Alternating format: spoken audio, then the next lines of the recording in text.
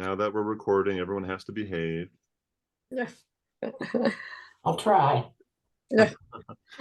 I'm gonna have it for posterity to say that this might be, well, it's not going to be our last Bible study with her, but we were just talking about how Judy Johnson is moving away and how much we're all going to miss her. So Yes. um, I will miss everybody one. I really will. Yeah. We are in 1 Kings chapter 21. We're finishing up 1 Kings. And we've just sort of gotten this part of the story of Elijah. And we're going to get a little bit more about Elijah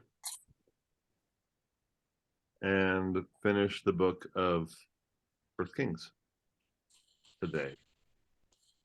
And then Elijah and Elisha in 2 Kings. But I think we'll probably just finish 1 Kings. And I'll just say, I'll remind you again later, but I will be gone the next 2 Thursdays. So we won't have, we get a little break.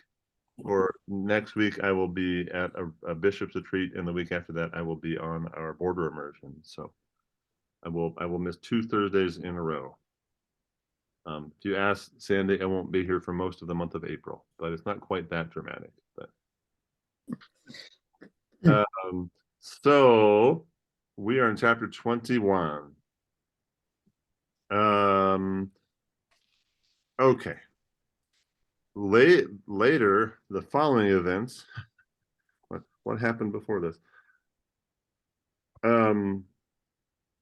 Oh, quickly remove the heavens. The king of Israel recommended him. What about Ahab? Oh, Ahab, yep. Yeah. All right, right. Mhm. Ahab is the king. Later, the following events took place. Naboth the Jezreelites had a vineyard in Jezreel beside the palace of King Ahab of Samaria.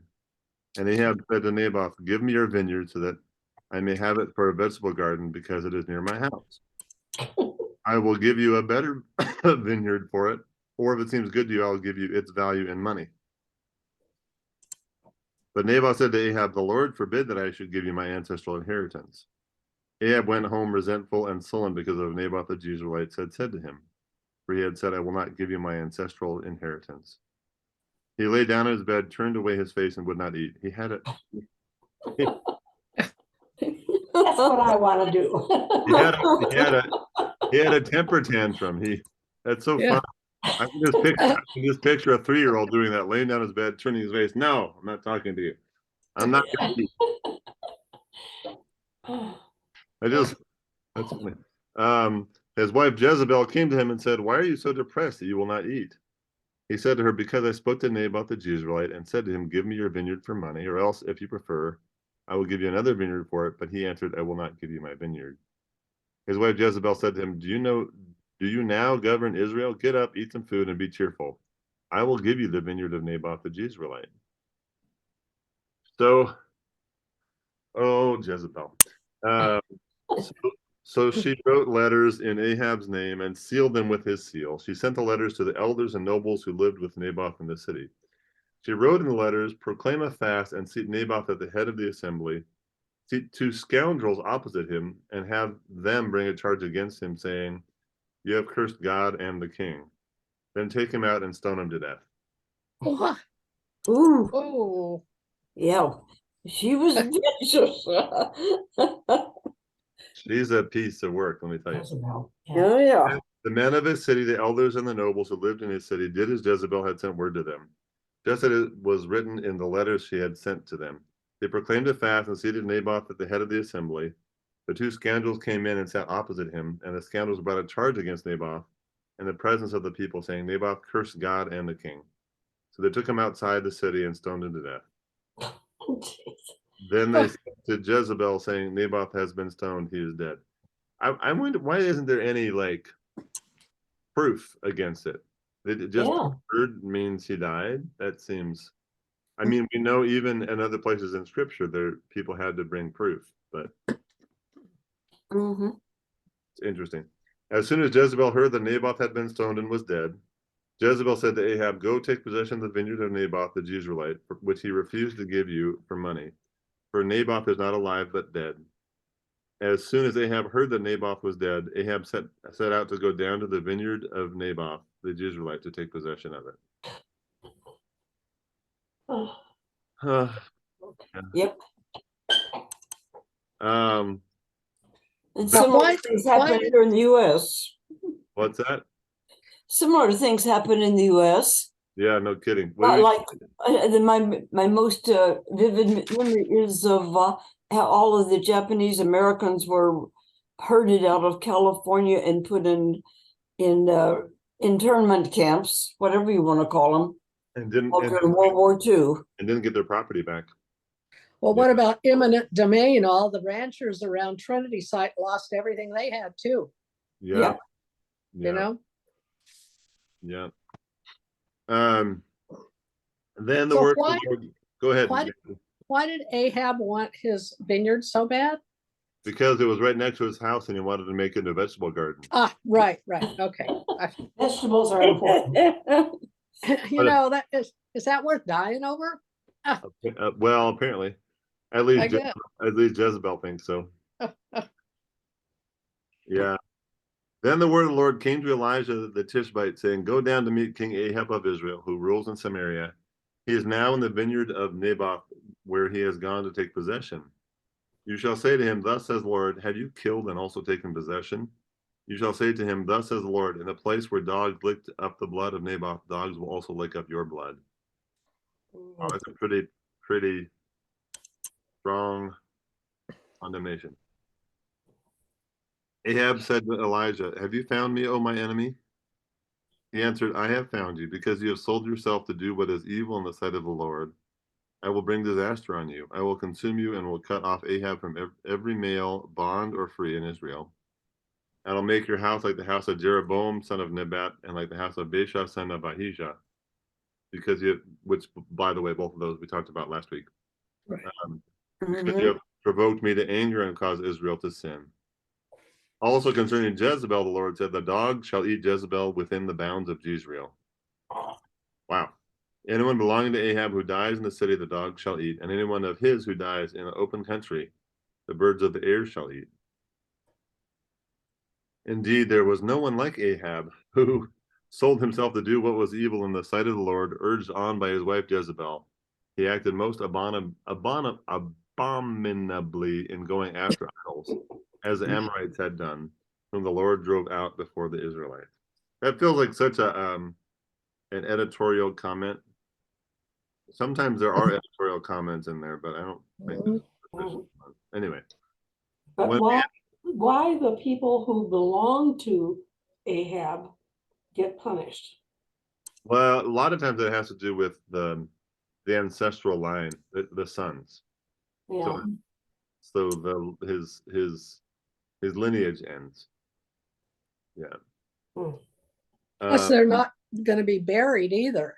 That's they're- right. Nope. Yeah, Mhm. no burial and no continuance of his line. That was almost as important. Their honor was almost as important as their line continuing. Yeah. That's why we have those lists of names in other places in scripture.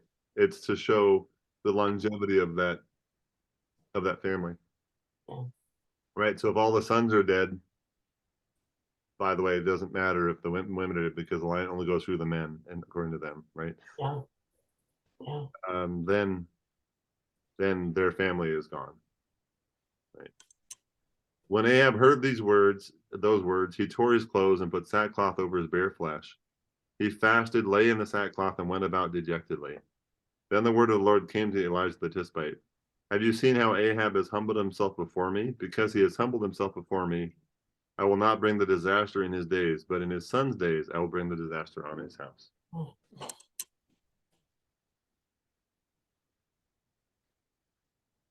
That seems unfair too. Yeah. Well, he seemed apologetic, so I'll change my He mind. seems, that's the key word. He seems apologetic. I mean, he was good about pouting and Correct. not eating and making Jezebel feel sorry for him too. So, you Yeah, know, really hard to feel sorry for him. Yeah. Yeah. For 3 years, Aram and Israel continued without war. But in the 3rd year, King Jehoshaphat of Judah came down to the king of Israel. The king of Israel said to his servants, did you know that Ramoth Gilead belongs to us, and yet we are doing nothing to take it out of the hand of the king of Aram? Aram is the Arameans who are not far away from them. He said to Jehoshaphat, will you go with me to battle at Ramoth Gilead? Jehoshaphat replied to the king of Israel, I am as you are, my people are your people, my horses are your horses. But Jehoshaphat also said to the king of Israel, inquire first for the word of the Lord. Then the king of Israel gathered the prophets together, about 400 of them, and said to them, shall I go to battle against Ramoth Gilead, or shall I refrain? They said, go up. The Lord will give it into the hand of the king. I want to say, so this, remember I talked about we have the divided kingdom. Well, in the middle of the divided kingdom are some of these cities that have been taken by the Arameans. So you have Samaria, the Arameans, it's all kind of in the middle. And so the two parts of Israel, of the chosen people, are separated by these cities in between. So that's why it's a problem. Also, I can't help but think about what my dad used to say all the time, jump in Jehoshaphat.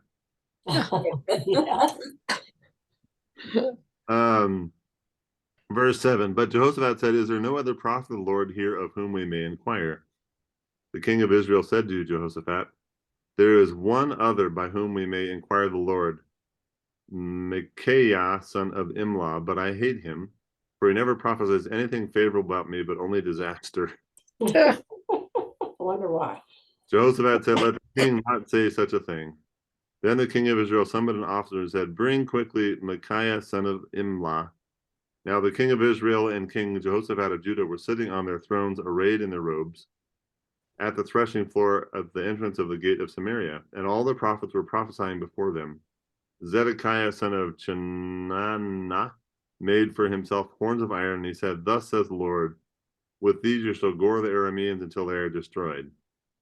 All the prophets were prophesying the same and saying, go up to Ramoth Gilead and triumph. The Lord will give it into the hand of the king.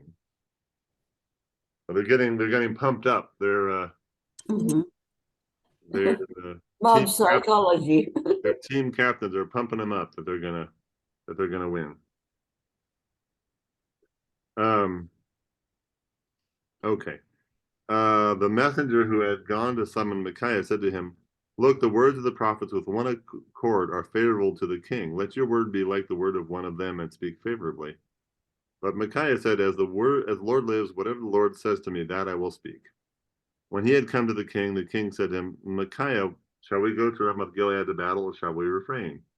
He answered him, go up and triumph. The Lord will give it into the hand of the king. But the king said to him, how many times must I make you swear to tell me nothing but the truth in the name of the Lord? He knows Micaiah is a sort of negative ninny, right? So he's like, wait, you always say bad things, and now you're agreeing with them? Then Micaiah said, I saw all Israel scattered on the mountains like sheep that have no shepherd. And the Lord said, these have no master, let each one go home in peace. The king of Israel said to Jehoshaphat, did I not tell you that he would not prophesy anything favorable about me, but only disaster? Why'd you invite him? He's just going to say bad stuff. Yeah. Why? We don't need him. We want positive things, not negative things. Anyway. Then Micaiah said, therefore hear the word of the Lord. I saw the Lord sitting on his throne with all the hosts of heaven standing beside him on the right and to the left of him. And the Lord said, who will entice Ahab so that he may go up and fall at Ramoth Gilead? No, then one said one thing, another said another, until a spirit came forward and stood before the Lord, saying, I will entice him. How? The Lord asked him. He replied, I will go out and be a lying spirit in the mouth of all his prophets. Oh.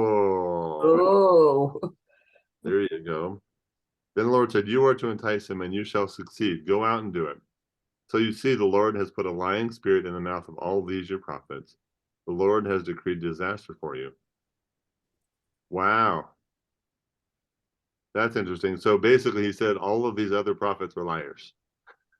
Mm-hmm. Then Zedekiah, son of Chenaanah, came up to Micah, slapped him on the cheek. They, why are you calling me a liar? Which way did the Spirit of the Lord pass from me to speak to you? Micaiah replied, you will find out on that day when you go in to hide in an inner chamber. The king of Israel then ordered, take Micaiah and return him to Amon, the governor of the city, and to Joash the king's son.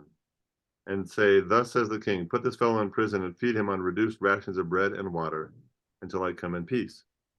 Micaiah said, if you return in peace, the Lord has not spoken by me. And he said, hear you peoples, all of you. So he says, if you put him in jail until I come back. And Micaiah says, huh, if you come back, then I was definitely wrong. Because you're gonna die on the slopes of this city, right?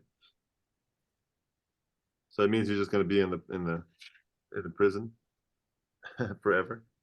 Mm. I want to say at the time, for sure at the time of Jesus, but I'm guessing before that, being in prison was not like we think of now. Like you were not fed. They gave him portions, but that's out of a little bit of mercy to keep him alive long enough. But if you're like when Paul was put in jail, they said he didn't get food. Yeah. So it's basically a death sentence to be thrown in jail. Especially if has to wait until Ahab comes back. And he already forecast that Ahab was going to die. So, Right. Yeah. So the king of Israel and King Jehoshaphat of Judah went up. I don't know why they aren't actually saying the king of Israel's name, because we should know it. It's Ahab, right? It should be Ahab, yeah. We're talking Yeah. about Ahab. Yeah. I don't know why they keep saying the king of Israel. And anyway, went up to Ramoth Gilead. The king of Israel said to Jehoshaphat, I will disguise myself and go into battle, but you wear your robes. So the king of Israel disguised himself and went into battle. Now the king of Aram had commanded the 32 captains of his chariots, fight with no one small or great, but only with the king of Israel. When the captains of the chariots saw Jehoshaphat, they said, it is surely the king of Israel. So they turned to fight against him, and Jehoshaphat cried out. But when the captains of the chariot saw that it was not the king of Israel, they turned back from pursuing him. But a certain man drew his bow and unknowingly struck the king of Israel between the scale armor and the breastplate. So he said to the driver of his chariot, turn around and carry me out of the battle, for I am wounded. The battle grew hot that day, and the king was propped up in his chariot facing the Arameans, until at evening he died. The blood from the wound had flowed into the bottom of the chariot. Then about sunset a shout went through the army, every man to his city and every man to his country. So the king died and was brought to Samaria. They buried the king in Samaria. They washed the chariot by the pool of Samaria. The dogs licked up his blood, and the prostitutes washed themselves in it, according to the word of the Lord that he had spoken. Wow, that's an interesting note. Now, this is a very important note for all of you. You'll understand why. Now, the rest of the acts of Ahab and all that he did in the ivory house, I know what's coming. all the cities that he built, are they not written in the book of the annals of the kings of Israel? Oh, no. So Ahab slept with his ancestors, and his son Ahaziah succeeded him. If only we had the book of the annals of the kings of Israel. Jehoshaphat, son of Asa, began to reign over Judah in the 4th year of King Ahab of Israel. Jehoshaphat was 35 years old when he began to reign, and he reigned 25 years in Jerusalem. His mother's name was Azubah, daughter of Shili. He walked in all the ways of his father Asa. He did not turn aside from it, doing what was right in the sight of the Lord. Yet the high places were not taken away, and the people still sacrificed and offered incense on the high places. Jehoshaphat also made peace with the king of Israel. Now the rest of the acts of Jehoshaphat and his power that he showed and how he waged war, are they not written in the book of the annals of the kings of Israel? You notice the book, it was different. The annals of the book of the annals of the kings of Judah, because the other one was the kings of Israel, right? Yeah. So there were 2 books. Anyway, Mhm. the remnant of the male temple prostitutes who were still in the land in the days of his father Asa, he exterminated. That's an interesting word to use for people. There was no king in Edom. A deputy was king. Jehoshaphat made ships of the Tarshish type to go to Ophir for gold, but they did not go, for the ships were wrecked at Ezion Geber. Then Ahaziah, son of Ahab, said to Jehoshaphat, "Let my servants go with your servants in the ships." But Jehoshaphat was not willing. Jehoshaphat slept with his ancestors and was buried with his ancestors in the city of his father David. His son Jehoram succeeded him. I'm going to go back and look at the line of kings. When we do this, so after Jehoshaphat is Jehoram, after Ahab was Ahaziah, and then we have Jehoram, the United Kingdom, for a little while, for 6 years. It doesn't last, for the record. Well, now, is this Jehoshaphat the same one that was in the battle? Yeah, but he survived, unlike Ahab. Right, okay. Ahaziah, son of Ahab, began to reign over Israel and Samaria in the 17th year of King Jehoshaphat of Judah. He reigned 2 years over Israel. But you know what? We've heard this a few times. He did what was evil in the sight of the Lord, and walked in the way of his father and mother, and in the way of Jeroboam, son of Nebat, who caused Israel to sin. He served Baal and worshipped him. He provoked the Lord, the God of Israel, to anger, just as his father had done. Well, that finished the book of First Kings. Now, sometimes when there's a first and second of something, they are written at very different times. We think that the two books of Kings were basically one book. They were written at the same time. So it's almost a continuation of that. It is a continuation of that. I heard someone jokingly say there's some books that they just ran out of paper on the scroll, so they started a new scroll, and that's why. Okay. So this is one of those. There are some books that aren't like that, like some of the First and Second Corinthians were written at different times, for instance. So like there's some books they're written to the Corinth, but at different times, right? So some books are not like that, but okay. Well, we can continue into Second Kings, I think. I don't see why not.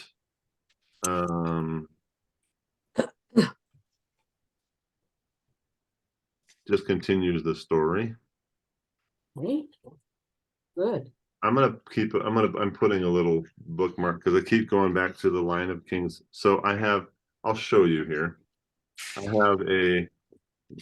My book has a list of the divided kingdom, the kings of Israel and Judah in it. And so I keep going back so I can kind of see, how things are connected there. So Is that in your Bible just before First Kings? It's in the middle of First Kings. It's right around Oh. 12. Yeah. Oh. Yeah, there it is. So I don't know if all probably many Bibles don't have them, but Yeah, no, I don't. it's interesting to sort of see the division who followed who in the Kings. Okay, so we will continue with Second Kings. Let me do one quick thing here. Oh. Yeah. Someone's phone is ringing. Sorry, that was me. That's fine. Okay.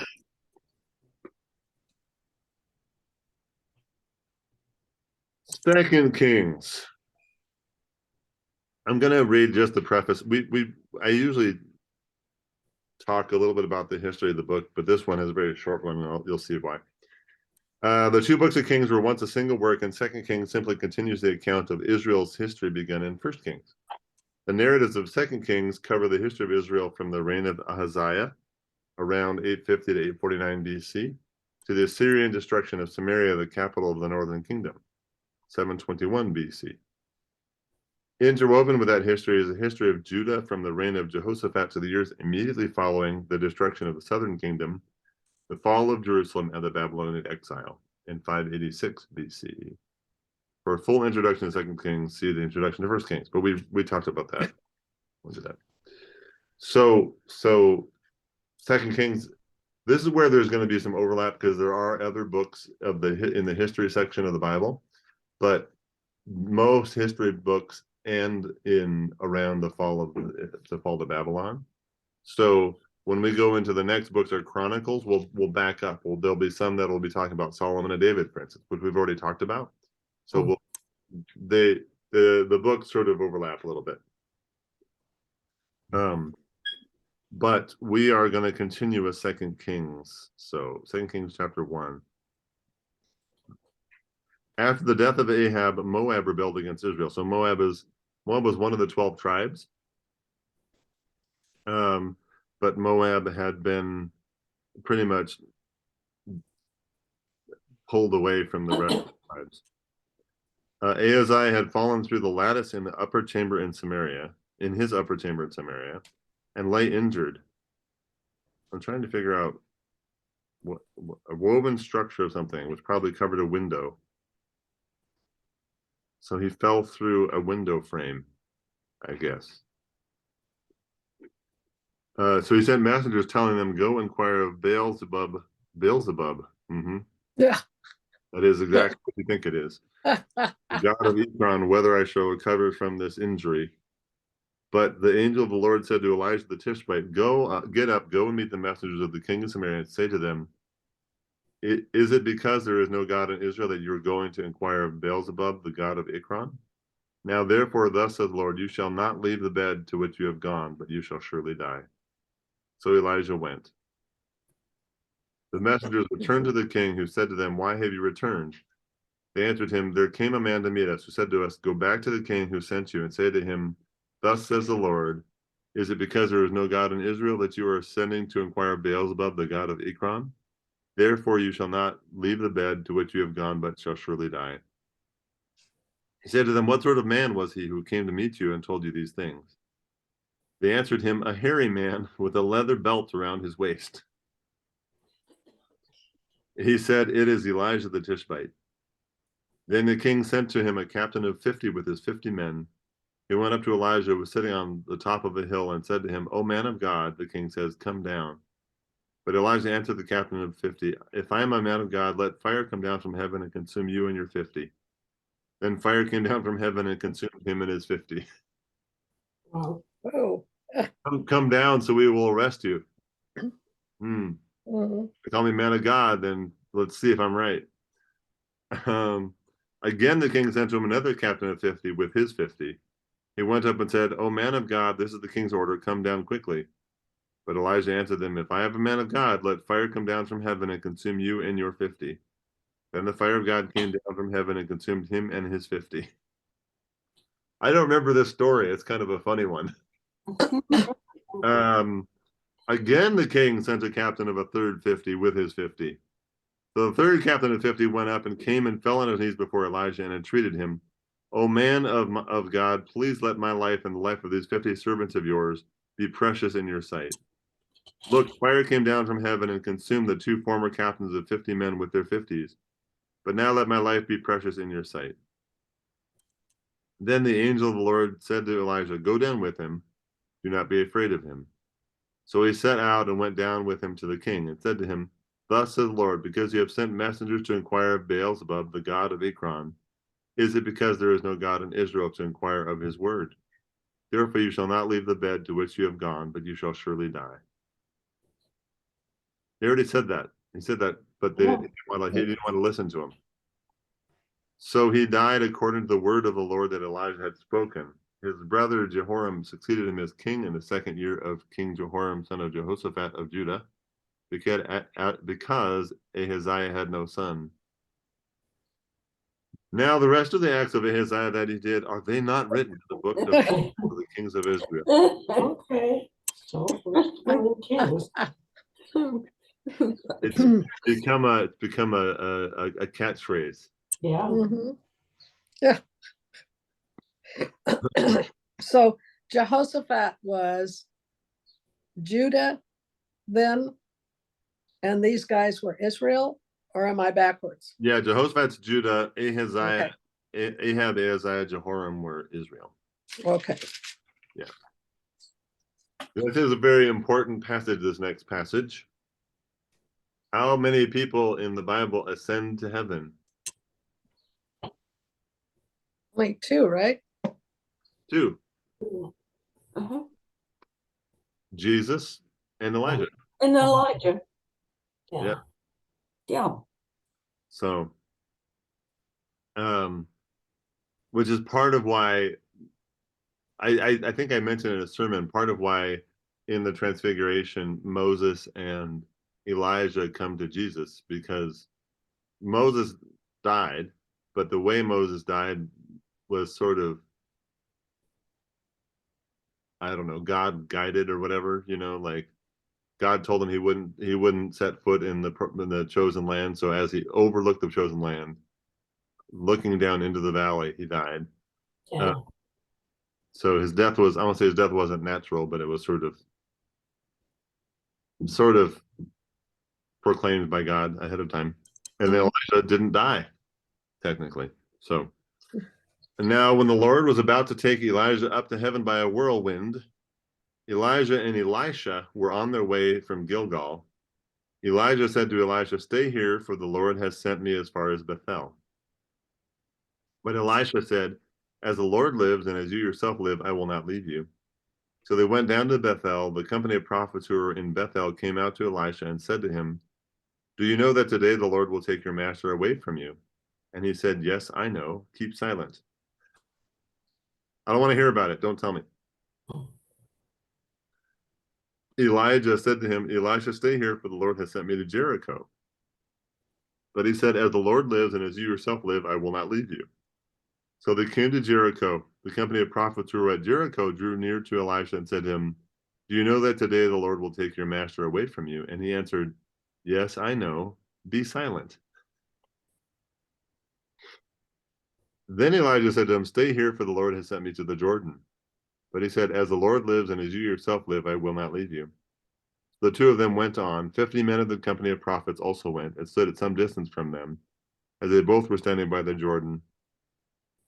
Then Elijah took his mantle and rolled it up and struck the water. The water was parted to the one side and to the other, and the two of them crossed on dry ground. When they had crossed, Elijah said to Elisha, "Tell me what I may do for you before I am taken from you." Elisha said, "Please let me inherit a double share of your spirit." He responded, "You have asked a hard thing. Yet, if you see me as I am being taken from you, it will be granted you. If not, it will not." As they continued walking and talking, a chariot of fire and horses of fire separated the two of them, and Elijah ascended in a whirlwind into heaven. Elisha kept watching and crying out, "Father, Father, the chariots of Israel and its horsemen." But when he could no longer see him, he grasped his own clothes and tore them in two pieces. So he saw it happen, so he's going to get a double share of his spirit, of the spirit of Elijah. Mm-hmm. Mm-hmm. I just like to say, I think the ascension into heaven by Elijah was way fancier than the one of Jesus, just for the record. Yeah. Jesus didn't get horses of fire and a chariot of fire to ride up into heaven. Yeah, but he was the king of peace. Right, that's true. But Elijah's not a Yeah. warring thing. Anyway, Elisha succeeds Elijah. He picked up the mantle of Elijah that had fallen from him and went back and stood on the bank of the Jordan.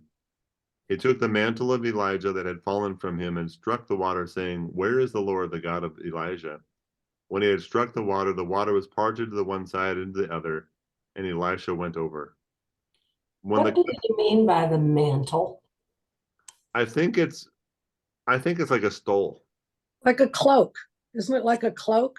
Something that they, You know, a religious significance that they wore over them. Yeah. Okay, thank you. When the company of prophets who were at Jericho saw him at a distance, they declared, "The spirit of Elijah rest on Elisha." They came to meet him and bowed to the ground before him. They said to him, "See now, we have 50 strong men among your servants. Please let them go and seek your master. It may be that the spirit of the Lord has caught him up and thrown him down on some mountain or into the valley." Hmm. He responded, "No, do not send them." But when they urged him until he was ashamed, he said, "Send them." So they sent 50 men who searched for 3 days but did not find him. When they came back to him, he had remained at Jericho. He said to them, did I not say to you, do not go? It's like, you're not going to find him. He went up to heaven. But we want to make sure that, we want to find his body. Okay, you're not going to find his body, but if you're insistent, you go ahead. Sometimes that sort of thing is just to say, Elisha didn't just die. He really was taken up to heaven. That's sort of what they're trying to say here, right? They're trying to show 50 men looked for 3 days and couldn't find him. So I was going to say something real quick, Judy, when you said about mantle, also, I was reading it and it just says, reading what the verses said again, he picked up the cloak. But, if you pick up somebody's mantle and you carry it on, it also means that you're carrying on their burden, their work, continuing on their work. And I think that's kind of what that meant when they picked up, he said he picked up his mantle and, Yeah. I do think of it like the stoles, and the reason it's not what it would have been, but when I wear a stole, it's the office of my job. Right. So when I was my first year, my internship year, I was given permission to do communion and baptism, but I was not ordained. So I had a letter that said the bishop has given me permission to do sacraments, but I did not wear a stole that whole year because I had not been ordained. So the stole is, I know the stole is not exactly the same as the mantle, but it's an office. It shows that I am called and ordained in the church. Now, if you've been in my office, right over this shoulder, that shoulder, over there, I have a whole bunch of stoles, and I have like 5 green stoles, four green stoles, a few others, because other friends of mine who were ordained didn't want to get rid of them. What do you do with stoles, right? So they gave me their stoles, and I use most of them sometimes when I bring communion, I'll bring the thin, smaller ones when I go communion with people's houses. I don't have to wear a stole when I do communion, but it's just kind of nice. If I was going on a retreat or something and doing communion, I would bring one of the smaller stoles, and every color, of course, is a different one. And there's some extra ones that are different reasons, different things. So, yeah. So I know it's not the same as the mantle. There's also something. Oh boy, trying to remember that. Anyway, Yes, but that helps us as recipients of communion to get into the spirit of God in the holiness of the sacraments that we're receiving. Yeah, it's not as thing, but it's helpful to us as those receiving. Right. It's not as if God is in the stole, but hopefully, that's why they call it ordination. God has ordained that I be a leader in his church. So there's something about the vestment that's important. Yeah. At least the stole. The rest of it is sort of traditional, right? Wearing an alb, that sort of thing. But the stole is pretty important. Yeah. So there was one more thing struck me this week, was ironic about the transfiguration. Of course, from the disciples' viewpoint, Jesus was of their age, and that Moses and Elijah were the ancient prophets. right. But in reality, Jesus existed long before they were born and served on earth. Jesus was, well, right. Jesus, the man, was probably older than most of the disciples. That's right.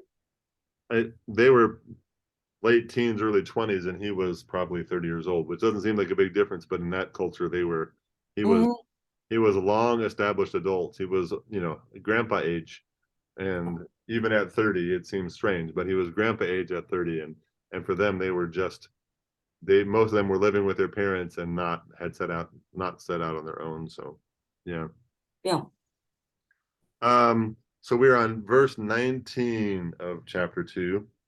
Now the people of the city said to Elisha, the location of this city is good, as my Lord sees, but the water is bad and the land is unfruitful. He said, bring me a new bowl and put salt in it. So they brought it to him. Then he went to the spring of water and threw the salt into it and said, Thus says the Lord, I have made this water wholesome. From now on, neither death nor miscarriage shall come from it. So the water has been wholesome to this day, according to the word that Elisha spoke.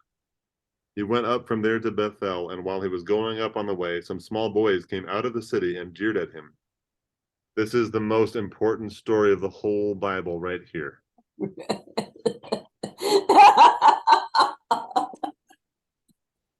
Okay. Betty Lou knows where we're going.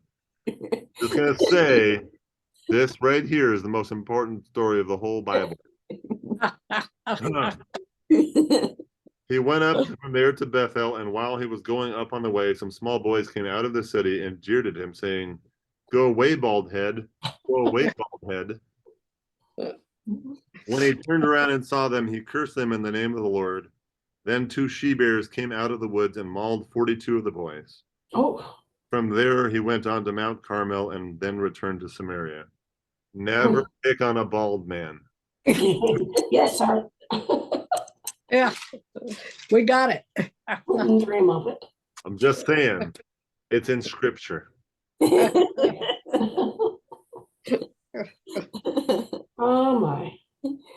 There's bald-headedness in both sides of our family, so I can laugh with you, but not against you. It's one of the funniest and yet sort of not funny stories in the whole Bible. Yeah, yeah. Only a few verses, but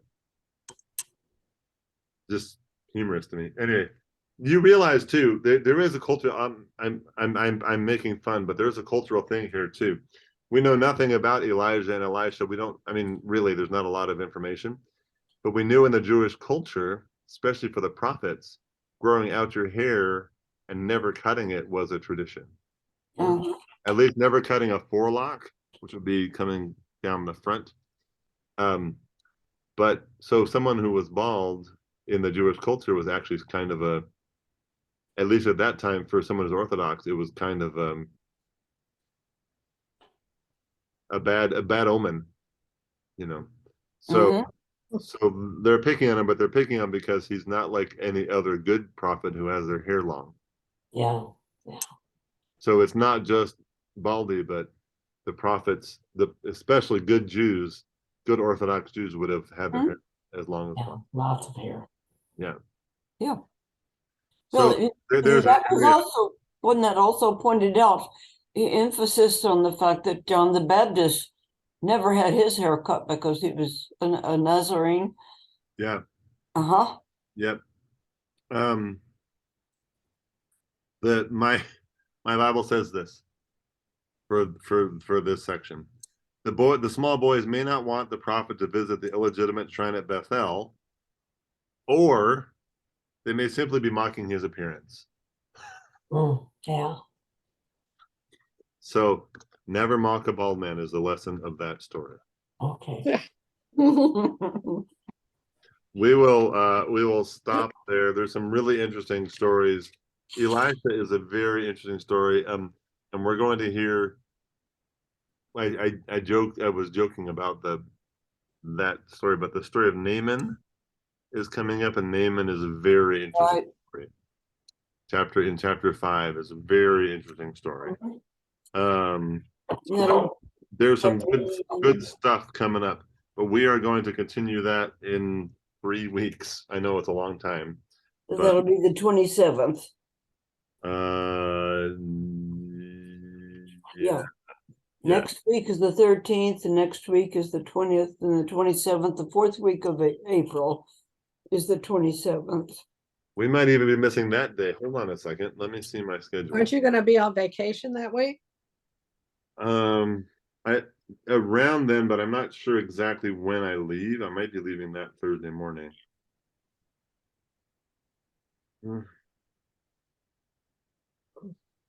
Okay. Yeah, I leave that Thursday morning. So we're missing 3 weeks in a row. We're taking an Easter vacation from Bible study. And then I'll be back. Okay. So the next Bible study you'll have is May 4th. Yes. But I'll send out an email, but yeah. So Well, I won't be there then because we're gonna be going to Dallas to see our grandkids May 4th, that weekend, so I'm gonna have to miss that one. Well, it's so far in the future, it's almost will be restarted at that point. Right, Yeah. All right. Well, have a good rest of your day. I'll see a few of you probably at the luncheon in an hour. I don't know if I will, but I will be there. So it's at First Presbyterian today. And I think that's been really good this week. I've been really happy with it. So Yeah, they've done a good job with it. it's been good preaching and good fellowship and yeah. So I told Pat Hiddle she had to save me a seat Okay. because I never get to sit with people from my Driving me, yeah. Newman's well, Bill Newman is really sick today. oh. what's wrong? Bad cold. He woke Oh. up with it. So they're not going today. Okay. Well, Judy, I did something really stupid. Uh-oh. I What'd you cut cut? my fingernail, I cut off my fingerprint with my rotary cutter. Oh no.